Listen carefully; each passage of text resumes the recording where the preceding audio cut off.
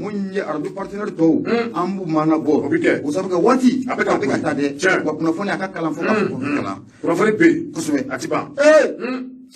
jamana ni sa ko do wa do shida mo fiena woni ma kushime e para mo ato ni ko kitabe na to di goro ibache de ni mesira fo mi to e be sira fo ke te dufa alo ku ga ko dufa naji doni abdo bi naji muna ke bodu ayi o tsaka ke abano ayi baraka yi anyala do su ke da jata angala janga te fanfe aradio ni la femi ni kononto ani nani domi mululu duro wa mi la selike ni wati na ni ga bo jala koroji ko imani wala alila ti jaw ni sira sugula ibe kunja nga koron fenya fam bo laje anteni jan ale be sanfe abu odi aradio ni la femi amon ne ga duru sira 77 33 43 03 abu safna jara sira janta ma amba adabo ko sabu ka ala je dugo da wati bala dile na munye laji burama fangai an club do kibari kurala dugu jago tan fla ibe na ka fa ko mu ibe ga fangai ibe ka mulo fla kono u cheni mi ga jamana kono la ibe be do akibara do la o da strategique la mambulo kan ga do sumare na do mi le sifensi ambi bona ale sifensa akumalen do mamu kumal la kono ode ade ko akuko mi laji burama fanga wati ibe na ka fa ko marché bele do ko o kera marché muna akera dibi la mu marché ni ya detemna ka laje ambi domina na fa ko bi mali de shita kalama ka fa ko marché yera abeta bolo munna ni du yanga je marché ni fen jumani o marché ni marché munna abora mu CMDT mo kono o bolo ni ka kli bala novembre ko le saba sam bafla ani santa ani sheki munye CMDT ya aleye contrat bele do ta ko di anga chake da fla o ma no beto kuna esa na bo ko fo kata fara munye alfardu service abu safna jara contrat ni fen jumani contrat ni ya jetemna kala je munye engrais do ko ni o be afara ko engrais ni bo munye yoro do konna kata na yoro do la erengal na munye ka bo gawo kata di munye Senegal munun be anga jamana koron fenya fanfe engrais mbese ga do ko luma tukumna o tratika la sabara intaraka kalfa munye société bafla uma doguna agro industrie ani munye alfargu service na fulo mi yera bora anga jamana kesu kono kata ni marché ndafe ana fulo kasabi karbeti Joseph war milliard nani ala ga marché machita don ka foko milliard nani ko akera tukuji o sabge munye marché amaseka time sebanigala ko ni ya jemna ka laje mali don chama ni pay o teni kibara ko ni ko dongoy o sabge ni marché ni abinna foko atimana sira do ko ni sira munne ani saida era ko ni tita nyam fe sira munne anga jamana sira so nya foko en kontra ko marché kata to ko mu fe ibe na ka fo abu safna jera o sira en ko amata bara amata o sira o fe o sira tigella patriga ba aya ya ka fo ko ani marché abinna fo mu SMDT ko ni uto dibi la kan do ko ni bora san fe ni ga chuka ka fo ko ay ni marché aya ko tela jonna patriga ba ka fola ko a marché kala dibi dañi fo ka ta si ambe domina ko mpi machita do marché akoni abet to kumna engrais afara ko ta engrais di mamuma ni du ya demna ka laje ulu mo boru sigoro la abeni ngana wati ni bo mo soro mu ye gelea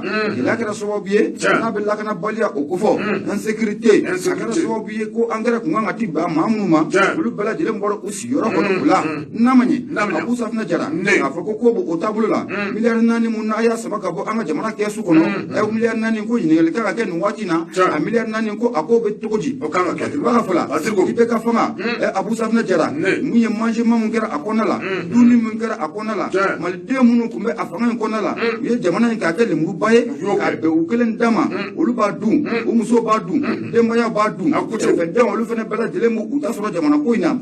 ba ka fala ambe domina ko mpi ni marché bele mun flene na awar bora anga jamana ke su kono di alfargu service ane toguna agro olu mama ku ka engrais ni takata di mama na manya ka foko la kana balia afara ka kata di mamuma la kana balia bo uluka e wati sera sa ko anga sefo wari milliard nani ko ni ngal kana ke ko a marché ko ako akara tukuji atiba ka fola ako muye ni marché ni abu safna jera be na ka foko ani sera ira tanu wa fetu washila usabge sera ya foko marché ko di tumna ni marché ko amadi o to ya ko ni kula abala jelen te manu ka foko abu safna jera ni ya temna ka laje afara ko engrais ndaka di wati muna 2018 kara 2019 la o samia o konna la o engrais ndaka di munye chikala uma na manya ka fo chikala munu be munya nga jamana koron fa fanfe gelea bu uka la kana balia be engrais masika se asioro la ingali to mngone abesigi ango se fo war milliard nani o kuma na akokara tukoji marché contrat a marché a kɛra waati min ko fɔlɔ a la n'o de 2012 kana bila 2019 la an tɛ 2021 na nin wa san joli y'o ye marché maa t'a kibaruya dɔn a wari ko bɛ cogo di maa t'a a wari ko dɔn Fatigaba ko ade ko fɔ a ko nin marché siga kɔni t'a la marché in dira mun ye société ba fila de ma n'o bɛ Alpha Service ani Toguna Agro n'a bɔ olu ko fɔ ni dun y'a jateminɛ k'a lajɛ olu Laji Burama fanga yurugu fanga ye olu jɛra ko caman kɔni k'o ma Fatigaba mun ye ade a ko a bɔlen filɛ k'i da don marché mun na a maaw kɔni b'a dɔn koyi safa wari miliyari 4 k'o bɔ an ka jamana kɛsu kɔnɔna la mun ye marché mun yɛrɛ n'a a siyɔnnen tɛ nafolo in n'a bɛ yɔrɔ min na ko a ka ɲɛfɔ malidenw ye k'a ɲɛfɔ a ka ɲɛfɔ u k'a ɲɛfɔ dɛ bon nin marché caman ba de kɛra ɲɔgɔn ko caman kɛra san 7 in kɔnɔ a caman ni ye da se ka minnu fɔ ye fɛnw bɛ minnu tɛ se ka ɲɛfɔ u ye san 7 kɛ nin dɔrɔn de la o de y'a to u y'an ka jamana sigi a sen sabara i bɛ ka fɛrɛla maliɲɛw ma sa u ye ala sɔrɔ ye o a bɛ cɛ fɔ minnu ka ko ala u confiance len don ayi u ye ala sɔrɔ ye mais est-ce que u confiance len don olu ye jamana in dafiri yɛrɛ de ko tellement que ninnu ko manden bɛ lomu laban ko manden tɛ bɔ i bɛ ka fanga waati tellement que manden lomu laban a lomu laban fo a bira sa fo ka anw ɲɛnamini bili kɔni tɛ ni bili tɛ fila a bɛ tɛmɛ nin kan fo ka malidenw ɲɛnamini ko ni bili tɛ fila a tɛ tɛmɛ nin kan alors marché fictif alors voici feerela tɛ yen alors hali bi olu da bɛ politique o kuma na jamana in kɔnɔ a bilen e ko ni hɔrɔnya yɛrɛ bɛ maa dɔw da ka olu jamana ko kuma in na bilen wa jamana in hali bi an bɛ ala de bolo wa tila k'a fɔ ko jamana in ko an tun bɛ taabolo kɔrɔ min kan ka fɔlɔfɔlɔ kura bɛna t'o de kan o banna pewu dɛ o banna dɛ wa nin wari maa min y'a ko an bɛ to o sira bolo fɛ o banna pewu an tɛ to yen dɛ wa nin wari a bɛ yɔrɔ min na o b'a bɔ siga foyi t'a la i bolo gosi an ka taa i bolo don abada ayiwa bɛɛ tɛ i ka n'o fɔ n'i y'o bila ne bɛ tigɛ don mɛ bɔ ni sɛbɛn min ni o tɔgɔ ko l'indépendant i ka n'o ka kɛɲɛ ni a ka bi sɔgɔmada boli novembre kalo tile 27 san 2021 octobre kalo sa kɛ octobre kalo tile 27 san 2021 an tɛ o la bi wa a ye ka dɔn k'a fɔ an bɛ indépendant an b'ale kɔnɔ maa min ka sɛbɛn don Musa Saɲɔn Kamara ale ka sɛbɛn don Musa Saɲɔn Kamara a kumana koyi i ka dɔn k'a fɔ fɛn min ni o bɛ wele ko panel de personnalité assise nationale min ni a kun kan ka kɛ a ye ka dɔn k'a fɔ ko président de la république a bɛ kɛ ni o ye Asimi Goyita ye a ye ka dɔn k'a fɔ ko a ye cɛbaw i ka dɔn k'a fɔ ani an balimamuso minnu bɛ yen i ka dɔn k'a fɔ ni u bɛ se ko la a ko i ka dɔn k'a fɔ ko a ye u ta koyi parce que b'a ka fɔ la ale y'a jira k'a fɔ n'o ye Musa Saɲɔn Kamara ye a y'a jira k'a fɔ ko assise nationale de la refondation ni o de sigi ka fɔ ba min ni a kan ka kɛ jamana a bɛ taabolo cɛjugu minnu kan i ka dɔn k'a fɔ o taabolo cɛjugu ka se ka labɛn ni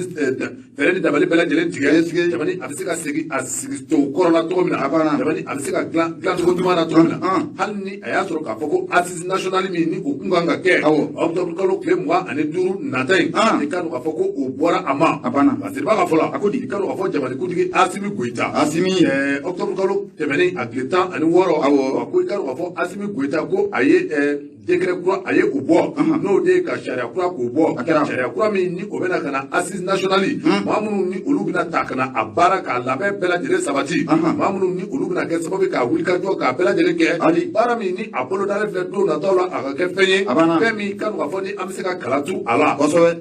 parce que b'a ka fɔlɔ o de ye Musa Saɲɔn Kamara ye a y'a jira k'a fɔ ko assise nationale ka dɔn k'a fɔ maa minnu bɛna kɛ ko olu jɔ ko personnalité de la commission nationale d'organisation des assises nationales maa ba minnu bɛ yen ka dɔn k'a fɔ ko olu de tɔmɔna minnu ni olu bɛna bolo di ɲɔgɔn ma ka baara kɛ baara min ni a bɛ kɛ sababu ye ka se ka jamana in ka dɔn k'a fɔ an bɛ gɛlɛya min kɔnɔ jamana in a ka se ka bɔ o kɔnɔ jamana in a ka se ka wele ko Mali kura a ka ja ka jamana in k'a kɛ Mali kura ye koyi parce que b'a ka fɔ la i ka dɔn k'a fɔ o maa minnu ni olu taara nin baara in kama i ka dɔn k'a fɔ kununko a ka dɔn k'a fɔ jamanikuntigi Asimi Goyita i ka dɔn k'a fɔ ko a fɛti ko a ɲɛnajɛw ko a bɛɛ lajɛlen kɛra a sigiliw kɛra wa a kɛra ko a yɛrɛ dagarɔ la ni o ye Kuluba ye dɛ parce que b'a ka fɔ la Asimi Goyita a ye maa ba minnu ta ka u bila nin baara in na k'o to a filɛ nin ye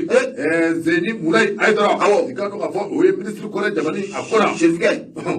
Zeni Mulayi Hayidara i b'ale dɔn kɔni Seri Moulay Aïdara i ka dɔn k'a fɔ ale kɔni ko ale t'a bɛ ka kɛ a ɲɛmaa ye wa i ka dɔn k'a fɔ maa 10 ani 8 ko olu bɛna fara a kan olu ni ale de bɛna jɛ ka nin baara in kɛ parce que i b'a ka fɔ la i ka dɔn k'a fɔ ko fɛn min bɛ tali kɛ minisiri kɔrɔ damadɔ fana na wa ko olu bɛ jɛkulu in nɔgɔ ye maa min ni o tɔgɔ ko Seydou Traoré i ka dɔn k'a fɔ ko ale bɛ minisiri kɔrɔ don wa i ka dɔn k'a fɔ a bɛ jɛkulu in nɔ général Yamusa Kamara i ka dɔn k'a fɔ minisiri kɔrɔ don anw ka jamana in kɔnɔ wa i ka dɔn k'a fɔ ko général ko a fana da don bɛ ko in nɔ jamana in a bɛ se ka segin tɔgɔ kɔrɔ la tuguni parce que i b'a ka fɔ la n'o de ye Musa Saɲɔn Kamara ye a yira k'a fɔ madame Maïga Sina Damba ko ale fana bɛ a la ka taa se Mohamed Ali Hussein Touré ma i ka dɔn k'a fɔ ninnu bɛɛ lajɛlen kɛra minisiri kɔrɔ ye wa nin bɛɛ lajɛlen sen bɛ assise nationale a labɛn kɔnɔna na parce que i b'a ka fɔ la maa min bɛ yen ni o ye médiateur de la république ye n'i ma ɲinɛ o n'a kɛ Baba Akibu Aïdara koyi i ka dɔn k'a fɔ ale fana a sen bɛ a la ka taa bila société civile la i ka dɔn k'a fɔ maa minnu bɛ yen ni olu bɛ wele ko historien ni o ye kokɔrɔw tariku olu gosibaaw ye i ka dɔn k'a fɔ ko ci bila a bɛ nin bɛɛ lajɛlen ma ka taa se magistrat ma i ka dɔn k'a fɔ ni o ye kiiritigɛlaw ani soladonnaw ni o ye avocat ye parce que i b'a ka fɔ la ni maa minnu ni o kofɔlen filɛ nin ye i ka dɔn k'a fɔ ko ninnu de bɛna kɛ sababu ye waati min kɔnɔna na ni o dabɔ bɛ assise kama ka se ka wulikajɔ bɛɛ lajɛlen sabati assise nationale a baara a ka se ka kɛ wa ninnu ka baara bɛna ɲɛsin fɛn min ma kɛrɛnkɛrɛnnenya la ko de ye ka sariya kisɛ dɔw k'a bɔ assise nationale a bɛna kɛ kɛcogo minnu kɔnɔ wa i k'a dɔn k'a fɔ fɛn min bɛ wele ko ni o ye règlement intérieur ye ka a sariya kisɛw k'olu bɔ baara in a bɛna kɛ kɛcogo min na ka o bɛɛ lajɛlen k'o labɛn wa i k'a dɔn k'a fɔ taalen ɲɛfɛ i k'a dɔn k'a fɔ ko wa u na fɛɛrɛ ni dabali bɛɛ lajɛlen kɛ société civile ka taa se politikimɔgɔw ma ka wulikajɔ bɛɛ lajɛlen kɛ u kɛrɛfɛ u ka se k'u da don ko in na assise nationale a ka se ka kɛ kalo kelen ale baɲako kɔnɔ parce que i b'a ka fɔ la an bɛ waati min na komi bi assise nationale maa minnu ni u taalen filɛ nin ye ka se ka ta ka bila assise nationale kunna u ka baara bɛna ɲɛsin fɛn min ma o de ye k'a fɔ i ka dɔn k'a fɔ ni assise nationale k'a daminɛ a don na ka na se fɔ a laban don ma i ka dɔn k'a fɔ baara minnu ni olu kan ka kɛ a kɔnɔ baara min ni a bɛna kɛ wa i ka dɔn k'a fɔ u na rapport kɛ ni o ye ka fara ɲɔgɔn kan kɛ ka sɛbɛn kɛ ka ta ka ɲɛsin jamanikuntigi ni o ye Assimi Goïta ye i ka dɔn k'a fɔ ko u na o rapport k'o ta k'o ɲɛsin k'o di Assimi ma baara minnu ni a kan ka kɛ ko in kɔrɔ ka se fɔ a laban ma i ka dɔn k'a fɔ ko ni maa ninnu ko u bɛna o baara in kɛ parce que i b'a ka fɔ la an bɛ waati min na komi bi assise nationale i ka dɔn k'a fɔ ko a ta bɛ ka bila don min kama ne ye novembre kalo tile 22 ka taa bila décembre kalo tile 26 ma i ka dɔn k'a fɔ assise nationale a ta kun bɛ ka bila don fɔlɔ min na o de tun ye octobre kalo tile 25 ka taa bila a tile 21 la fɛn min jateminɛ b'a jira k'a fɔ ko fɛn min bɛ tali kɛ kalo kelen na i ka dɔn k'a fɔ a bɔra a ma Musa Saɲɔn Kamara a ka sɛbɛn don min n'a bɛ e de fana kɔnɔ Musa Saɲɔn Kamara foli o bɛ taa ni ka a sɛgɛrɛ hali bi an b'a yira kanubaw la ko sɔgɔlen bɛ Nura FM na 94 tɔmi mururu 5 an bɛ laseli kɛ ka bɔ Jalakɔrɔji Abu Safina Jara ne y'i bolo bɔ ne bɛ n bolo n b'a kari ka jigin indicateur du renouveau n'i ye indicateur du renouveau n'i y'ale labɔ maa min kumalen don a kɔnɔ o de Abu a bɛɛ na ta n y'a f'i ɲɛna k'a fɔ ni maa min bɛ n'o ma kusumɛ paraw a n'o mɛn wa i ɲɛ b'a la mun ye sibantɔ ye ale kɔni tɛ ladilikan k'o mɛn cogoya si la fatigɛba o de a ko n'i y'a jateminɛ k'a lajɛ maa min kɛlen bɛ tɛnɛni ye malidenw bolo bi n'a bɛ ji la a bɛ munumunu i b'a fɔ ko tɛnɛni bɛ siri ji la cogo min na maa min don a b'i n'a fɔ ko maa don an bɛ don min na n'a fɔ ko bi a b'i n'a fɔ ko jɛgɛ ko a bɔnna jakuma jɛgɛ naji o bɔnna jakuma tɔn kɔni o kan bɛ Isa Kawujimi i b'a bɔ n bolo wa Isa Kawujimi a sera foyi t'a la mun ye Isa Kawujimi ye Abu Safina Jara kunun a sira ye a ka so wa yɔrɔ jumɛn a ka so wa min o y'a arajo la komi a tɛ a siyɔrɔ tɛ yan a siyɔrɔ tɛ arajo dɔ la kɛ a siyɔrɔ tɛ yen a bɛ si min a sira sanni mun bolo kana nin fɔ sa Isa Kawujimi le très éclairé l'imperturbable ko a bɛ komi tannu kɔlɔsi de b'a bolo kɔ Bacili ko ten ko l'imperturbable eso l'imperturbable fɔlɔ a ye mun fɔ fɔlɔ a ko l'éclairé le visionnaire le très respecté le très respectueux le sage a bɛ bɔ ni nin kan ninnu ye fan fan ta la ka kuma dɔw ta k'olu nɔrɔ ɲɔgɔn na i b'a dɔn n'a tun kɛra tubabu jeli a tun bɛ wari sɔrɔ a tun bɛ wari sɔrɔ nka a bɛna min f'i ye a bɛ kuma dɔw de fɔ ten dɔrɔn kɔnɔ tɛ n'i ye tubabukan yɛrɛ ta k'a lajɛ a bɛ ka fɛn minnu fɔ u ni ninnu ti bɛn ni ɲɔgɔn ye a ye n ko ale yɛrɛ ale y'a damana denmisɛnnin de Kawujimi y'a damana denmisɛnnin mane i ka fini dɔn u bɛ minnu feere suguba perikaliya awɔ a bɛ to a ka perikali feere la o dabadila ni nin ko ninnu ye aw k'a to yen ayi Isa Kawujimi a bɔra imperturbable Assimi Goïta amola waati min na ACRT bɛɛ lajɛlen farala ɲɔgɔn kan ko u t'a la bi u t'a écoute olu m'a fɔ sɛbɛn labɛn ko k'a ka démissionner ka bɔ ACRT mais ACRT yɛrɛ bɛ tɛmɛ maa 50 kan wa olu bɛɛ démissionner o maa 50 ni fana démissionner na tile kelen ACRT jama ma jan o de ale ko no indicateur duro no ko o konna o la Abu Safina Jara a ko kunu suro ibada ko ni atuna te chai ayira ka fo ko mun ye president ACRT na be Isa ka ujimu na ba ale ko fo patron vice president du CNT o suro ko wole ko ni ko ablala ama ma titwe en maw u ye wole blamu ye Isa ka ujimu ibada o ayira ka fo mu ye Isa ka ujimu ya siga fo on tala ko mu ye suro ko ashira o ni o konna o la de sebani kala ko ni ya temna ka laje ni wati labanu nun konna munye ka ujim kuma te atika munda munye anga jamana gouvernement nyema ka no be docteur Sugal ko kala maiga okofo Sugal ko kala maiga ni bi ati temna ka laje ale be baro la jamana konna la abara bela jele munye ashimu ne be ka abla o bara o ujim aduma ira ka fo sakan wati bela jele na ko ale be ashimu ko kale te Sugal ko ebe o tsika nyawo ebe sika fo kete du fo dun to ji ko ka naji de ma ke komi maa ti se ka kɛ ba fɛ k'i tɛ den fɛ o bɛ se ka kɛ alors e bɛ se ka ye ba fɛ ba ye Asimi awɔ den ye Sokɛli k'e t'o fɛ e tɛ e bɛ ba fɛ nin tɛ munafigiya ye c'est pas vrai ça c'est pas vrai ça nin tɛ munafigiya ye o don comment o de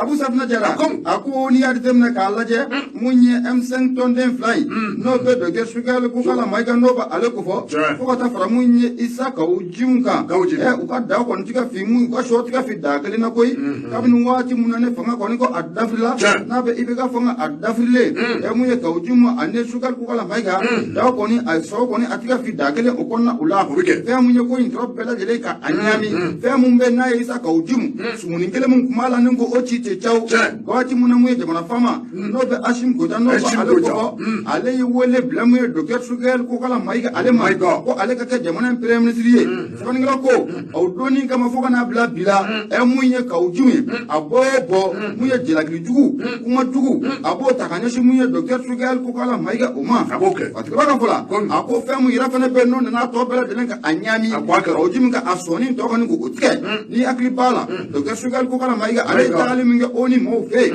mun ye jamana in a kun bɛ maracogojugu min kɔnɔna la lakanabaliya mun ɲɔ ɲɛlen don anw fɛ yan Kawo-Jim taara o kɔrɔfɔ Isa ne yɛrɛ ko Isa Kawo-Jim Sugal ko kala Mayiga a taara o kɔrɔfɔ mun ni k'o ɲɛfɔ o ni maaw ɲɛkɔrɔla la kabi don mun na o kɔrɔfɔ in kɔni fɔra Abu Safina Jara mun ye Kawo-Jim ye a bɔra a ye mun ye jalakili kuma caman o ta ka ɲɛsin mun ye Sugal ko kala Mayiga ma o Sugal fɔra ka nin baara min kɛ nin ko nin tɛ baara kɛta ye Sugal ko kala Mayiga ko a filɛ ka taa cɛnjɛla mun fɔ o ni maaw ye ko nin a fɔli man kan mun ye Kawo-Jim hali bi n'i y'a jateminɛ k'a lajɛ jalaki caman a y'o ta ni ka Sugal ko kala Mayiga ni ka a sɛgɛrɛ ko ye patigɛla ka fɔ la a ko n'i dun y'a jateminɛ k'a lajɛ Sugal taara kɔrɔfɔ mun fɔ o ni maaw kɔni k'o ɲɛkɔrɔ maliden fan caman de bɛ yen a ka ca an bɛ se k'a fɔ ko hali maliden bɛɛ lajɛlen fo ni mun ye fasoden jugu ye maliden bɛɛ lajɛlen y'a jira k'a fɔ kɔrɔfɔ mun fɔra ko ani fɔli ka kan ani fɔli yɔrɔ ka kan a fɔra yɔrɔ min na ko o ye a fɔ yɔrɔ kɔni o ye Kawo-Jim waati bɛɛ lajɛlen na a b'a jira k'a fɔ ko Sugal ye maa ye maa mun don k'a bɛ politique kɛlɛ la ko mun ye Sugal ko a y'a don fini ni k'o yɛlɛma a tɛ kaba ka fɔ la mun ye o den a ko Kawo-Jim waati bɛɛ lajɛlen na a b'a jira k'a fɔ ko Sugal tɛ maa ye koyi ko Sugal ye Modibo Keyita ka maa de a bɛ ka baara mun kɛ nin a bɛ ka kɛwale mun kɛ nin ta k'o ye Modibo Keyita ka maa de a tɛ kaba ka fɔ la mun ye o den a ko hali bi fɛn mun nana ko in tɔ bɛɛ lajɛlen ni ka a ɲami waati mun na kunnasini tɛ wa u bɛ na k'a fɔ ko siraw maaw u ka lasigiden mun tun bɛ anw fɛ yan n'a tun bɛ sira fila taama na a bɛ ka labɛn kɛ walasa jamana in a transition a bɛ se ka dafiri cogo min na o gɛnni mun kɛra ka bɔ an ka jamana kɔnɔ ka tile 3 di a ma o tile 3 ko o kana ban abada kɛ e maa in kofɔlen k'e to an ka jamana in kɔnɔ Abu kabi o kɛra Kawo-Jim a bɔra tuguni a kuma na tun a kumara mais non k'a kɛ mɔgɔw ka baara kɛ a kumara nin kun y'a kɛ cogo ye alors mais waleya min mana kɛ don o don e na bɔ ka ye o contraire la o tuma ale kelen de ye maliden ye o n ko Asimu yɛrɛ de nin ko ninnu si tɛ se ka kɛ Asimu ɲɛnama o bɛ se ka ko ɲɛnama an y'a f'u ɲɛna yan kabi Kawo-Jim Sugal de bɛ se ka fɛn fɔ k'a sɔrɔ a ma bɔ Asimi da wa kabi salon an y'a f'u ɲɛna n ko Kawo-Jim maa mun don u mɛnna nin kan maa tilennen tɛ k'u mɛnna nin kan maa tilennen tɛ Kawo-Jim ko u mɛnna kan a nɛmɛ mugu bɔ a bɛ ɲɛ a b'a bɔ ka jugu ɲɔ susumasi dɛ kawujimi a nɛmɛ mun ko a bɛ ɲɛ o fo yɛrɛ tɛ de tɔɔrɔ kunnafonidila kɔmi olu fana bɛ u ka jitɔni de nɔfɛ kunnafonidilaw komi o waati dɔ la i bɛ question poser a kun a b'a kan bɔ nin kan bɔ nin kan bɔ nin kan en même temps olu fana b'u ka baraninw ta ka taa 1000 ni fɛnw ta wa kelen nɔfɛ alors n'i y'o fɔ n bɛ tɛgɛ fɔ de kɔrɔ 1000 1000 alors kolo tɛ ne kunnafonidilatɔ ne taali ɲininka i kɛlen ka fɔ ne ka bɔ i bɛ ne la bɔ ale de bɛ kuma e bɛ se ka ɲininkali kɛ ni tɛgɛ k'i da kɔrɔ ka jɛ n ka 1000 bɔ kɔma e bɛ cɛ fɔ totigi ka jɛ sɛbɛnnikɛla ko kabini waati min na o donni kama ni a ma ɲɛ k'a fɔ ko mun ye siraw maaw ka lasigiden mun kun bɛ anw fɛ yan a b'u safinɛ jara a bɛ sira fila tagama mun na an ka jamana ɲɛmaaw y'a ye k'a fɔ n'an ma nin cɛ in gɛn ka bɔ an ka jamana kɔnɔ a bɛna kɛ baara ye kabini waati min na cɛ in ka gɛnni kɔni a boloda la Kawujimi kɔni a bɔra tuguni a ye kuma caman k'o fɔ ka ɲɛsin mun ye an ka jamana premier ministre ma n'o bɛ docteur Sukɛli Kokala Mayiga n'o bɛ ale kɔfɛ mun ye Kawujimi a ko Sukɛli Kokala Mayiga ko an kun man kan ni nana k'a fɔ Sukɛli a kan k'a fɔ ko Asimu de bɛna min fɛ Sukɛli bɛ se ka mun ye siraw maaw ka lasigiden gɛn ka bɔ an ka jamana kɔnɔ ka sɔrɔ a ma diya Asimi ye wa bamananw ko banakɔta a ka fɛngɛ yɔrɔ min na kari ye n'i y'a ye a tɛ se ka Asimi yɛrɛ ta tɔgɔ ma a bɛ ni Asimi de ka d'a kan Sukɛli de bɛ Asimi ka baara la ça il faut le dire parce que baka fɔla a ko Kawujimi ye nin bɔli laban mun kɛ a kuma cayara malidenw tɔɔrɔla malidenw ɲanina ni yɛlɛla bɔlɔlɔ sira kan bɛɛ lajɛlen de bɛ k'a laɲini ko min ye Isa Kawujimi ye ko k'a gɛn ka bɔ CNT o kɔnɔna o la o sabu kɛ ko a bɛ n'a fɔ ko ani mun ye fasodenjugu u dɔw farala ɲɔgɔn kan u bɛ fɛ ka jamana ni ka a sigi sabara o kɔnɔna o la o siratigɛ la ko mun ye kunun i bɛ na ye k'a fɔ ko mun ye Isa Kawujimi a ye tako fɔlɔ mun kɛ mun ye kayan kɔnɔna la ni hakili b'a la M5 ka wuli ka jɔ mun kɛra n'u minɛna ka taa n'u ye a tako filanan kɔni filɛ nin kayan kɔnɔna la a bɛ tile fila kɛ se awɔ a bɛ tile fila kɛ mɔgɔ n'a taara manda yɛrɛ ayi b'a gɛn ka bɔ CNT yɛrɛ n'a taara a bɛ segin o don ne se kɔni a kan ka gɛn nin a bɛ waati kɛ nin se ayi a kan ka gɛn nin koyi aramu a kan ka gɛn Kawujimi kan ka gɛn ka bɔ CNT la domination dɔrɔn don a kan ka gɛn nin maa ma kala fila ye o de kɔnɔna la mun ye fatigɛba ye a y'a jira k'a fɔ an bɛ don min na ko bi ballon a bɛ Asimi Koyita ale ka kan kɔni o la Asimu bɛna sɔn ka dégradé k'a ta wa o sabu kɛ fasoden caman de y'a laɲini ko Kawujimi a nege t'a an na bi a nege t'a an na sini wa fasodenjugu don a tɛ jamana in fɛ wa fɛɛrɛ ni dabali ka kɛ a k'a gɛn ka bɔ CNT kɔnɔna la malidenw ka laɲini don. Bete m'a f'i ɲɛna ni Asimi bɛna sɔn ka dégradé in siɲɛ wa Kawujimi ka bɔ CNT a bɛ bɔ kɔnɔ a bɛ bɔ a bɛ bɔ i dalen nɔ a la degré bɛ siɲɛ nin sen dɛ a bɛ bɔ dɔ kɛra ten sa a Kawujimi ko dɔ kɛra ten sa an y'a fɔ n'a mɛnna o Kawujimi de kelen b'a a bɛ ɲɛ b'a la a bɛ pan pan pan i b'a fɔ ko tinini Kawujimi ko Kawujimi donna M5 ko in de kɔnɔ ka se mɔgɔ bɛɛ Mali kɔnɔ kun ma Kawujimi jɔ a bɛ ne nin tɛ Kawujimi yɛrɛ jɔn ye Kawujimi dɔn bon n bɛna c'est l'imam Diko Kawujimi Isa Kawujimi Jim la mais comment c'est Isa Kawujimi n'an taara cogo dɔ la an b'a fɔ an ka bulon maa tɛ n'an taara cogo dɔ la an ka bulon maa tɛ non c'est bon an ka bulon maa tɛ an bɛ na le o alors Kawujimi e t'a kalama an bɛ na le n'an taara cogo dɔ la an b'a fɔ ko an ka bulon maa tɛ awɔ alors a ko an bɛ na a ti don dugutigi bulon kɔnɔ an fɛ Mali la a ti don yan alors dugu jumɛn bɛ yen ko i b'a fɔ ko Isa Kawujimi ka dugu filɛ an fɛ Mali la a ka fɔ a bɛ fɔ kɛ a k'a fɔ alors il ne sera jamais chef de village dans un village au Mali ayi o ti kɛ alors abada e dun bɛ kɛ chef de village i ka dugu la ne bɛ kɛ chef de village Burama bɛ k'a ye u ka dugu la awɔ Isa Kawujimi bɛ k'a ye dugu jumɛn na o dugu tɛ yen a tɛ yan Mali bɛɛ a tɛ yen kuma n bɛ fɛ ka min fɔ n b'a dɔn k'a fɔ mɔgɔw b'a faamu awɔ i y'an tɔɔrɔ ayo a kɔni Fasiri kɔni jɛlen don k'a fɔ ko surɔ ko a kɔni sira k'a ye mɔgɔw ko ɲɛna Fasiri don an y'a sama ka bɔ indicateur du renouveau o kɔnɔna la o de ye ale kalikalatigi ye i bonya o b'a la ayiwa Bete i ka dɔn k'a fɔ n'i ye indicateur de renouveau ni e y'a bila a ta ne n'a sama ka gɛrɛ la a gɛrɛla joona Bete i ka dɔn k'a fɔ nin ye sursaut Ido olu ka sursaut Fado i ka dɔn k'a fɔ olu ka sɛbɛn don a ka dɔn k'a fɔ fɛn min bɛ tali kɛ indicateur du renouveau la i n'a fɔ i da sera a ma kɔrɔfɔ a kɔnɔ waati dɔ la CEDEAO ale lasigiden min ni o tun bɛ an fɛ ba Maliba in kɔnɔ a ka dɔn k'a fɔ ko an ka jamana ɲɛmaaw ka dɔn k'a fɔ tile 3 ko u ye o di a ma tile 3 in ni o tɛmɛna k'a to anw fɛ Bamakɔ yan i ka dɔn k'a fɔ a n'a ka furabakala k'a bɛɛ lajɛlen cɛ ka bɔ an ka jamana kɔnɔ a fɔ ala ka sabara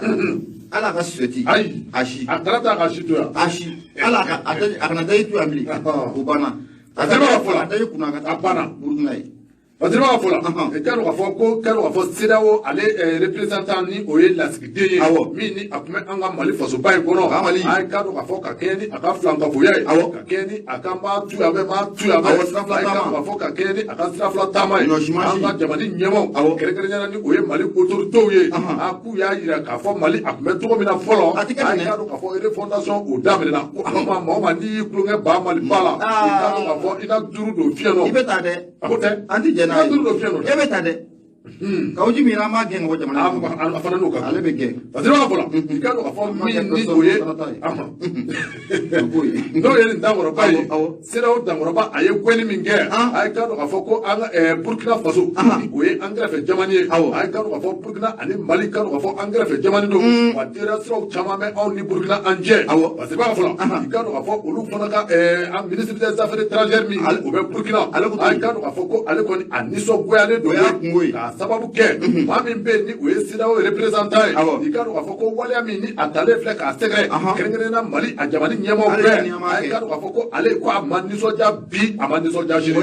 parce que b'a fɔ la Burkina ale affaires étrangères ministre i k'a dɔn k'a fɔ a nisɔngoyalen don a dusuma tɔɔrɔlen don k'a yira k'a fɔ ko fɛn min bɛ tali kɛ Mali autorités la ni o ye Mali faamaw ye i k'a dɔn k'a fɔ Mali faamaw ko an kɛlen filɛ nin ye ka min bɛ tali kɛ CEDEAO représentant la CEDEAO lasigiden an kɛlen filɛ k'o gɛn ka toso su o bɛ tɔgɔya min non a ye k'a dɔn k'a fɔ ko nin tɛ bɛn diplomasi baaraw kɔnɔ olu bɛ ka diplomasi baara kɛ yan nin est-ce que olu yɛrɛ bɛ ka diplomasi baara kɛ anw fɛ yan tɛ k'o kɛ a tɛ k'a kɛ o i bilala ka na baara min na ni fugulan wɛrɛ nana y'i kun na i bɛ duguduguni na kɛrɛfɛlaw la k'i bɛ na kosɛbɛ a b'u ta fana jɛra fɛn dɔ de ka faamuya kɔ jamana in filɛ taabolo min na bi Malidenw ala k'an kisi ala k'an tɛmɛ n'an ma Asimu dɛmɛ n'an ma Choguel dɛmɛ jamana in n'a binna nin kɔfɛ a tɛ wuli dɛ wuli tɔgɔ yɛrɛ t'a la yɛrɛ an bɛ san 30 ni kɔ kɛ kuran aramu an ka taa waati b'a fɔ la i ka dɔn k'a fɔ Burkina ale ambassadeur a ko a fana min bɛ tali kɛ affaires étrangères la i ka dɔn k'a fɔ affaires étrangères ministre ko a ye téléphone a y'o gosi i ka dɔn k'a fɔ maa min ni o bɛ Mali affaires étrangères ko kunna bi ni o de ye Abdoulaye Diop ye a ko a ye téléphone a y'a gosi a ye téléphone ci Abdoulaye Diop ma k'a wele k'a lajɛ cogo bɛɛ lajɛlen na Abdoulaye Diop maa ko waleya min ni a talen filɛ nin ka représentant CEDEAO sɛgɛrɛ a ye k'a dɔn k'a fɔ ko an ka fɛɛrɛ ni dabali bɛɛ lajɛlen tigɛ fɔ CEDEAO représentant a bɛ se ka to a nɔ la anw ka Mali in kɔnɔ cogo min na i ka dɔn k'a fɔ ko u ye décret min da k'ɛ bɛ ka sariya min da k'ɛ bɛ ka gɛnni sɛbɛn min k'a bɔ a k'u ka fɛɛrɛ ni dabali bɛɛ lajɛlen tigɛ gɛnni sɛbɛn a ka segin ka don a nɔ la walasa CEDEAO représentant ko a ka to Bamakɔ yan a tɛ to yan a fɔ la Abdoulaye Diop ko a y'a yira k'a fɔ a kɔrɔfɔ min ni a fɔlen filɛ o ye a ye k'a dɔn k'a fɔ ko nin kɔrɔfɔ in a taa bɛ k'ale bolo da k'a sababu kɛ a ye k'a dɔn k'a fɔ ambassadeur ni o ye représentant ye taabolo min ni a bɛ o la sirafila taama min ni a bɛ o la filankafoya a bɛ ko min da kan anw ka jamana k'a di jamana wɛrɛw sɛgɛrɛ filankafoya taabolo min ni o bɛ a bolo wa anw tɛ jɛn ni o ye bi anw tɛ jɛn ni o ye sini k'a sababu kɛ i ka dɔn k'a fɔ an bɛ waati min na komi bi ko Mali a t'i n'a fɔ kununko bi Mali ani kununko Mali caman bɛ yen ko komi taga jamana in sɛgɛrɛ i ka dɔn k'a fɔ an bɛ refondation an bɛ o hukumu kɔnɔ maa o maa n'i y'i tulonkɛ jamana in na a ye k'a dɔn k'a fɔ ko busan na tuyɔrɔ koyi ala yɛrɛ ka kan ka sɔn ka jigin kan awɔ siga t'a la dɛ awɔ ala fasolo jugu minnu wulilen bɛ nin waati in na u k'u kɔlɔsi dɛ parce que kuma dɔ bɛ yen kuma o kuma ni taa ni ka sigi b'a la i hakili to i ka fɔta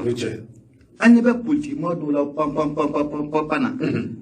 an ka taa tanga an ka taa kalata la an tɛ taa asisi la n bɛna mun f'i ye abu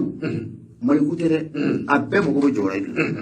n'i y'a fɛn bɛɛ sama k'u don transition kɔnɔ bi na ala cɛ u b'a fɔ k'an ka taa 2025 na u b'a fɔ a fɛn filɛ wo ci la nin n'i y'u sama k'u don gouvernement a ma k'an ɲɛna yan a ye i bɛ ka dɔgɔya ka fɛn bɛɛ kɛ i bɛ ka y'a wuli a ma taa an taara a ma taa wa an taara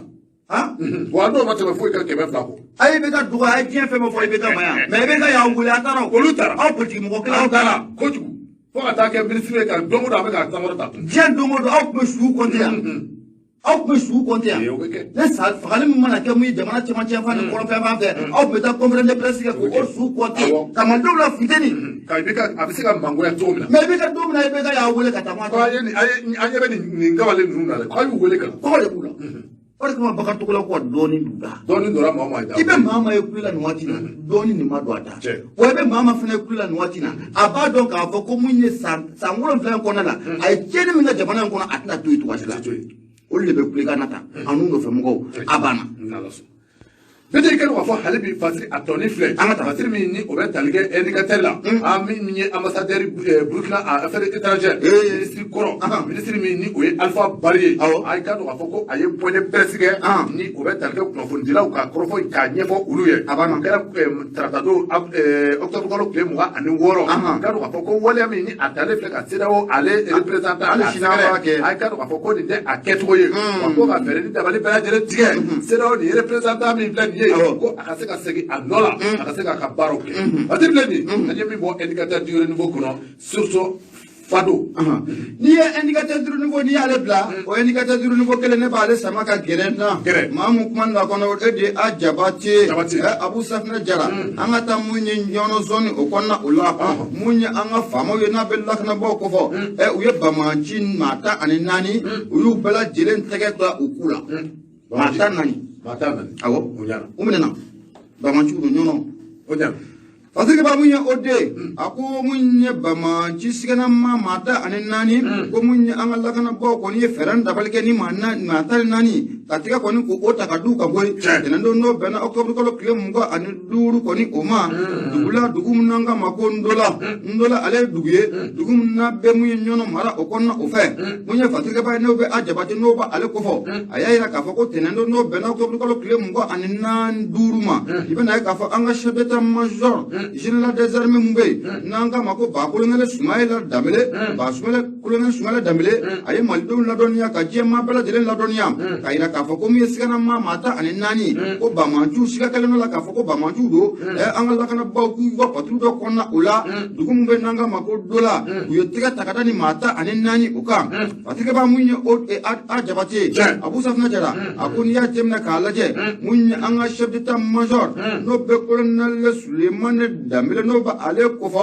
a y'a yira k'a fɔ ko nin waati in kɔni na ko kibaruya caman kɔni ko o bɛ ka di mun ye jalaki caman u bɛ ka ta ka an ka lakanabaaw ko o sɛgɛrɛ mun ye Fatirikɛba ye n'o ye a Jabate a ko ko colonel major Sulemani Danbele a ko k'a bɛ maliden bɛɛ lajɛlen k'u hakili sigi kunnafoni minnu n'a bɛ ka tɛmɛ nin waati in na mun ye bɔlɔlɔ sira fɛ jajugu minnu n'a bɛ ka tɛmɛ nin bɔlɔlɔ o sira fɛ ko sɔnni ko wulikajɔ bɛna kɛ a maatigilama bɛɛ lajɛlen o nɔfɛ u bɛ ka nkalon mun ta ka da mun ye an ka lakanabaaw la k'a yira k'a fɔ ko olu bɛ ka taa bi mun ye population civile o kan ko don n'a nataw la ko enquête ko a bɛna dayɛlɛ a ko tiɲɛ n'a nkalon a bɛ se ka dɔn ka bɔ ɲɔgɔn na cogo min na mun ye chef d'état major ye a y'a yira k'a fɔ ko nin kibaruya in kɔni ko mun ye octobre kalo tile 24 san 2000 ani san 21 Abu Safina Jara k'i bɛna ye k'a fɔ ko kibaruya kɔni ko a cunni olu kan mun ye dugudenw ye dugudenw dɔw y'a yira k'a fɔ ko mun ye maa dɔw kɔni bɛ munumunu na u ye mun ye Ndola n'ale bɛ ɲɔnɔ mara o kɔnɔna o fɛ ko mun ye maa minnu don sigɛnamaw belebele don koyi maa bɛ t'i jɔ maa 14 na o wulila ni bɛɛ i bɛna ye k'a fɔ an ka chef d'état major u ye wulikajɔ ni ka a bila sen kan